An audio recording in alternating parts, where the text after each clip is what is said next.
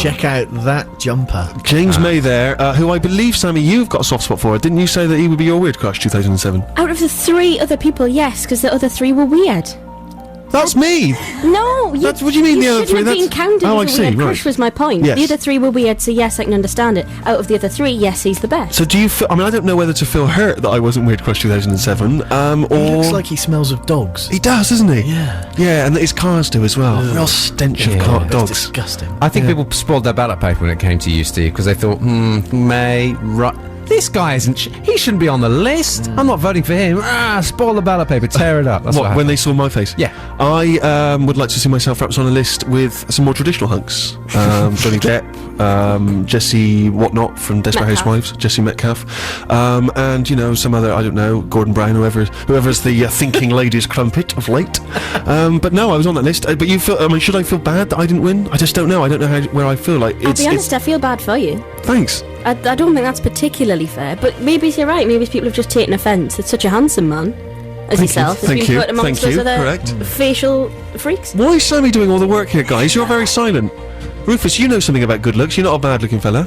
You got the floppy hair, that sort of generic posh look. What was your take on it? Would you feel hurt if you hadn't won it? No, I think you should be pleased to have won it. I think it would have been a disappointing thing to have won. James May's not going to be going, look at me, I won Weird Crush 2007. He's not going to be bragging. Plus, if I tell you how good looking you are, I may be in danger of being accused of being having an agenda towards you in some way. Oh, interesting. Okay, so you're a bit homophobic. We've got a racist and a homophobe in the room. Extraordinary. What's your sin, Harry? I just hate everyone. That's true enough. Okay, we have to get on the show because we've got other stuff coming up. Plus, we got a recommendation for one of our listeners. Before that, though, we'll have a tune from David Ford, who we're negotiating. Are we currently in negotiations? Maybe we'll get him on the show next week. Yeah. That'll be good, and he'll play for us. Hopefully, will he? He's not just coming to chat. We're not interested in that. He'd bring his guitar. Yeah. So hopefully, maybe, fingers crossed, there'll be some David Ford next week. If not, enjoy this in the meantime. Decimate. David Ford, Decimate, who Mad Jude is currently negotiating with to see if we can lure him here into the studio to play live for us maybe next week. I'm not sure a Mad Woman is the woman to negotiate with anyone, but she is the only person who can be bothered to do some work for the show. The rest of us just turn up at the weekend. Oh, come on, Harry. I asked you to go to the BBC Six Music Christmas party this week. Did you go? No, because I was seeking out new music the night before and I was too tired. What new music were you seeking out? I went to see Las Vegas. No, you didn't go to see Las Vegas. You went to see the band that they happen to be supporting. Well, that's true. But I saw Las Vegas, which is more than you did. Yeah, but I was sick, wasn't I, all week? I was unwell, mate. Listening at home to new music. Endless new music. Yeah. But Las Vegas were great, though. Were they? Well, they're okay. They're a bit like the Jesus and Mary chain. But the great thing was, the singer, because they're still at that stage where they do their own roadieing, he came on and tuned up his guitar, and like, he just looked like some old guy on stage tuning up the guitar. You were booing him, obviously. Yeah, we were like, come on, get the sexy young band on. So he wanders off, and the lights go down, the band come on, and the lead singer is him, just with a really cheap pair of shades on. It's like he's expecting no one's going to recognise the fact that it was just him shambling around with the effects pedal. So how old is he? Well, he looked really old. What I a don't think loser. he is. Who wants rock music from an oldie? Well, exactly. Boo. Okay, so yeah, if you weren't seeking out new music, but you had an excuse. Did you go to the Six Music party, Rufus? I did ask you. I spent all Thursday recording voiceovers for a listening exam for people learning English. Oh, wow. So could there potentially be a listener here? Is it something that people might have in this country? Or is it Well, it's for teaching English as a foreign language. There's people here listening to language tapes. So I Could spent be your voice. most of Thursday going, answer question 4 and then question 5. Things like that again and again and again all Thursday afternoons. Too tired to listen to new music in the evening or to go to the Six Music party. Did so no. what sort of phrases would you say? Short. I'm doing quite a lot of this at the moment. Quite short snatches of dialogue, little scenes, and quite a lot of listen to the conversation and fill in the blanks in the box. Question number 2, A. Things like that. Right, just endless. Yeah. That's fantastic. Hours of it. Yeah, yeah. It's good fun. Well, I look forward to hearing that. Maybe Okay. you could bring that in. We could play that one week. Nice. For the last half of the show. We've normally run out of steam by then. Why not? Just whack it on. And Sammy, I don't think you had a chance. You up in the north. There's no way you could go to the Six Music party. I was heading down on it takes me that long to get here, because obviously Sure. I trek every week, so I'd started to come here. Jude, did you go? Yes. Was it brilliant? Brilliant. Was it? Did we miss out? Yes. Oh, well, life goes on. We each week like to speak to one of our listeners. You can recommend a tune to the Steve Show. It's about us recommending music to you. It's also about you getting in touch and suggesting music to us. New music in our minds is music we've not perhaps heard before, is unfamiliar to us. And Richard has got in touch and he has a tune for us. Richard, are you there? Hi, Steve. Hello, mate. All right, how's it going? I'm very well, thanks. How are you? Where are we speaking to you from? I'm in Newcastle currently, Newcastle, of course, home of Sammy. Are you... but I'm studying up here. Right, and what do you make of... I've never been to Newcastle. What do you make of it? Oh, it's one of the best cities in the country, I'd Is say. it really? Fantastic, yeah. In what way? I mean, can you give it a quick review? Just generally brilliant, really. Just, great night out, good football team. Sure. Fantastic. Good. And what about art galleries and museums? That's the sort of thing I'm interested in. Not my cup of tea, I'll be honest, Steve. Really? Are you a bit of a Philistine? Yeah, well, I'm into other things, to be honest, Steve. Sure. Well, if you're a student, I imagine it's getting off your trolley, is it, every night? Typical. Yeah, sort of, mental sort of behaviour like that. Oh, yeah. what are you like, you students? Oh, traffic cones. Have you got some? We haven't actually got any traffic cones, no. We did the other day ruck over a bin in the back alley of our house. It's the lads. It's I the wouldn't lads. like to be Newcastle County Council when you guys are around. What are you like?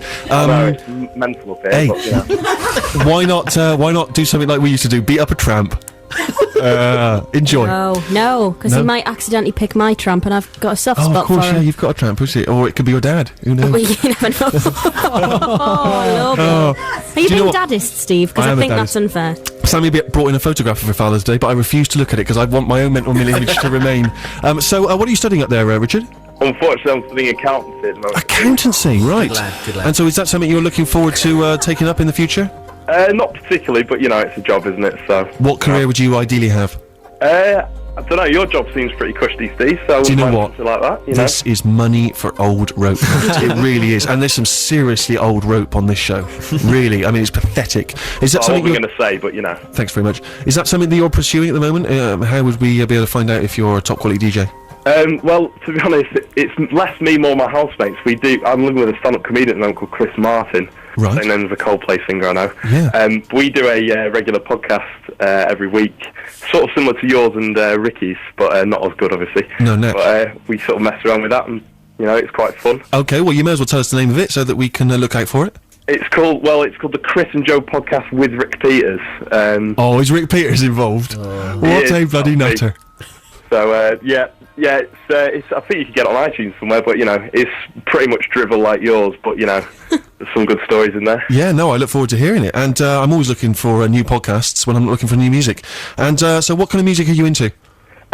My main love's really I'm quite an Oasis fan, like they're my favourite band, and like the Stone Roses, sort of classic bands, Yeah. the Smiths, the Beatles, the Jam. Yeah. But I do like quite a lot of new stuff. I've been listening to a lot of Kings of Leon, saw them live the other night, the Arcade Fire. And so what have you chosen for us? Pardon? The What track have I you chosen sent you today is a British Sea Power song. I saw them last week. It's called Atom. Now, I remember enjoying the first British Sheep Power album, but I've not really listened to them of late. Are they getting better and better? Well, yeah, the first album for me was one of the best debuts I've ever heard. The second was quite good. It wasn't amazing. But this new single from the new album seems like they're back onto top form. So All right, well, we'll have a listen to it. We'll come back to you in a second. Stay there, Rich. thanks very much. Cheers, mate. British Sea Power and Atom.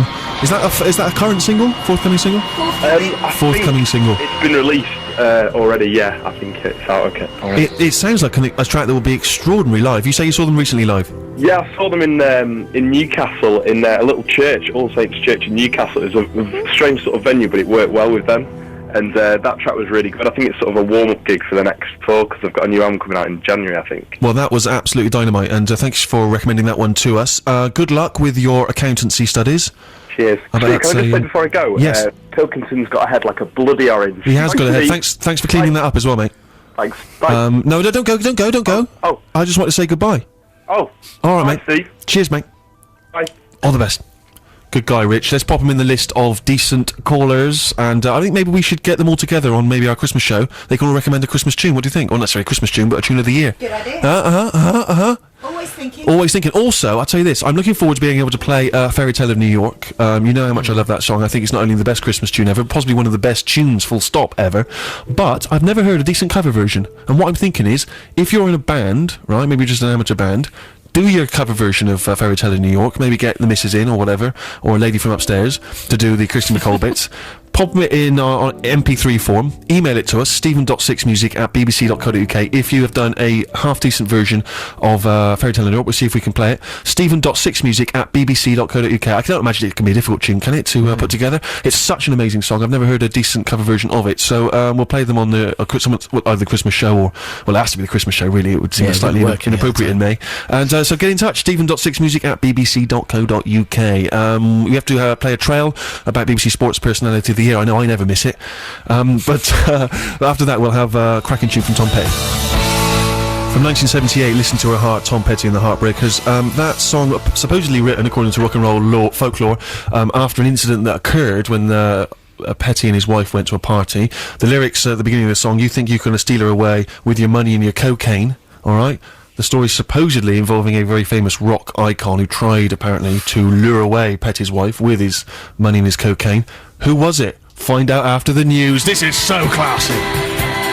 From 1992 and their album Red Heaven, that's Throwing Muses and The Visit. It's the Steve Show, BBC Six Music, with me, Steve Merchant, and my little gang here of cronies. We got Harry works in a bank, Super Posh Rufus, actor, and Sammy, who does a myriad of things, and we appreciate her doing them. I mentioned just before the news we were playing some Tom Petty, and we played this song in which the opening lyrics are, you think you're going to take her away with your money and your cocaine, and supposedly based on an incident that occurred. Not entirely clear, it's never been entirely clarified exactly what happened, but something at a party, maybe this gentleman tried to lock Petty's wife in the house in some way. A very strange event. Anyway, who, Rufus, do you think that person may have been with their money and their cocaine? The name that sprang to mind for me instantly was Slowhand himself, Eric Clapton. Eric Clapton. It's a good choice. Obviously a man up to his eyeballs in everything during the 70s. It wasn't Clapton. Okay. Harry, your thoughts? Jagger always had an eye for the ladies. Jagger always had a line for ladies. You're thinking of someone perhaps with a bit more of a violent reputation. Sammy? Liberace. Liberace. Phil Spector's a good choice. The name you're actually looking for? Ike Turner. Oh. Ike Turner. You would not imagine those fists are flailing. I just always wonder if Ike did he ever manage to remarry or pull the ladies after what we found out about? You know, it just seems strange if you've got that very public reputation for slapping people about. It must have been fairly hard to go on blind dates. You know, you'd sit down, oh my God, you're Ike Turner. Yeah. Check, please. Imagine him on Blind Date. That would be extraordinary. Number one. Yeah, as the door goes back, screams. There he is. That was one of those strange things as a child. You only mishear things and believe them. I thought it was I Can Tina Turner, and I thought it was the funny dance she did. And I just thought Tina Turner and the I Can Tina Turners, because they can all dance like Tina Turner. I didn't know there was a man called I Can Tina Turner. You mean like Tina Turner is a dance, and you would I'm going to do a Tina Turner. Yeah. Right. Okay. Good. All right. Well, thanks for that. How's your week been, Sammy? We've not spoken to you for a while. I've slept a lot. Yeah. Getting over the birthday and the birthday party and the frenzy that was London. Are you still going to your various classes? Yeah, I went Nice to photography class, which was ace. I quite like photography class. I was forced to take pictures of skulls, which I didn't enjoy because I don't eat. Oh, I don't want to look at the carcasses. Thanks. What about all the regulars? Are they still going? They're all there, going strong. I don't know, the tramp, I will call him that, Alistair, isn't his name. I'm starting to feel it's a really awkward situation to be in, because I chat to him and show him how to use a computer, because he's not very good on the computers, and we have a bit chat, and then he'll like put me in a really awkward position or say something or do something. I'm like, I don't know how to react to that. What might you say? Well, we went to take photos in Jesmond Dean, which is a dogging spot, famous dogging spot. You'd know about that. Of course, ins and outs, ups and downs. And we were walking through and he went, oh, my parents used to live along here. I was like, wow, they're really pretty houses. He went, yeah, we did a lot of dogging. Of course, it wasn't called dogging back then, and just glared at me, and I was like, ooh. How do you...